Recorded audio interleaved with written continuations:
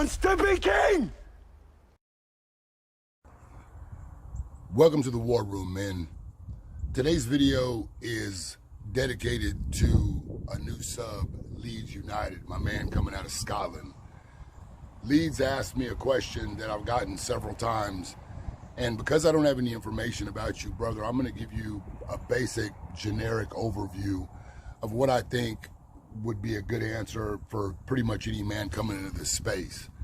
And what his question was what 3 things should men work on a day-to-day basis? Before I go into any number past 1, I mean, obviously I'm going to say that the thing that you should work on the most is your spirituality. Whatever your base moral foundation is, I believe that's kind of imperative for all men to have some sort of foundation. And it's pretty easy to see what happens if and when you give up that foundation and start going the secular route and becoming your own God and giving into all your narcissistic whims and appetites. So the first thing that I would say across the board would be make sure that you start and finish your day with whoever you speak to on a spiritual level. Number 2, it pretty much goes along with one of the messages that I speak frequently to men, and it goes along the lines of your physicality, but not just being in shape physically, simply going to the gym. I mean, I believe every single man needs to be a dangerous man. One of the quotes that Jordan Peterson is really famous for, and one of the things that speaks really true across the spectrum of men, is the truth that a harmless man cannot be a virtuous man. So many men in our culture are weak and spineless, and that's why we've gotten where we are. So many men's default setting is vaginal. We've been tampered down to where we've gotten so emotional and in our feelings that most men's default setting is passivity. One of the things that I really try to hammer home in the young men and the men who come into my program that are broken is to change their default settings. For me, growing up, my default setting was always aggressive because I always felt like I had something to prove to people that I felt were judging me. And so in my evolution as a man, I had to learn how to dial that back and learn how to not meet every little bit of force with maximum overkill. And so whatever your default setting is, a lot of times for me, my default setting to those that were watching me was aggression, but it was really insecurity.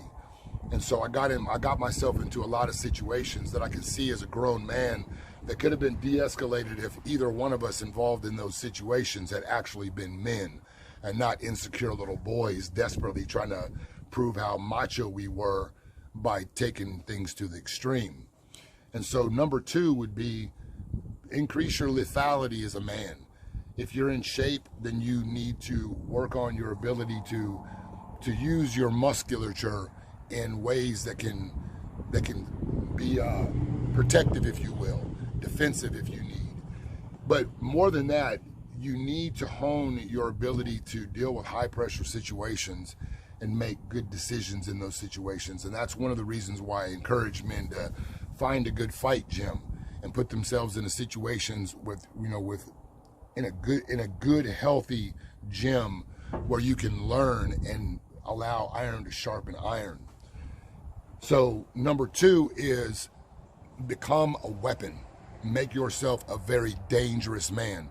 Now, if you're in Scotland, I don't know what your access to weaponry is. I know most people don't have the same luxuries that we have in America, but there's always ways you can make weapons. There's weapons laying around everywhere. So make yourself into a person who is hard to dispatch of. And whatever that means in your location, that's what it means. If you're a man in America and you think that just because you've got a strap that that's all you need, if you don't know how to use that weapon, number 1, it's just a tool for somebody else to take from you. And if you don't know how to use that weapon under stressful conditions, again, you might as well not be able to use it at all. And so wherever you are as a man, whatever you have access to, take advantage of that access. Take advantage of the ability to increase your skills as a warrior. Even if you're not a warrior, every man should be one. Because a man who is harmless is going to be open to all the whims. Men who are harmless are easily swayed, and they're easily persuaded to do things against men who are harmless. And so you've got to put yourself in a situation where you are a dangerous man and who has this danger under voluntary control. Otherwise, you are just going to be a house cat if and when the time comes where you need to be a lion. And finally, again, since I don't have any information about what, how you roll or what your aspirations are in life, I would say number 3 is find whatever your passion is, whatever it is that you wake up thinking about doing, and whatever moves you, whatever it is. If you like to build stuff, then put something towards becoming a builder. Where we're going, where I think they're trying to really take the planet is, with everybody's gotten to where they're dependent on the stores or someone else to do things for them.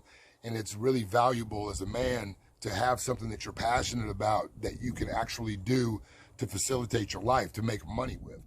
And so number 3, I would say identify what your passion is, what your dream is. It's not what somebody else wants from you or for you. It's not what somebody else expects of you.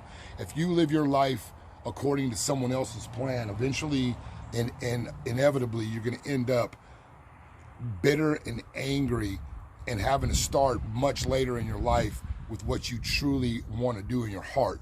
So in order, get your spirituality dialed in, become a fucking monster, and find out what you want to do with the rest of your life and find a way to make that pay your bills. Very simple. If you want to go in more depth on this, join the team. 90 Day of Suck program is brutal because you have to really take a look at what you want and then answer the question, why am I not doing it? And in doing this, you'll understand that the only person that's standing in the way of you becoming what you want to do is you. It's not a matter of who's going to allow you to become what you want. It's just a question of who's going to stop you. Out.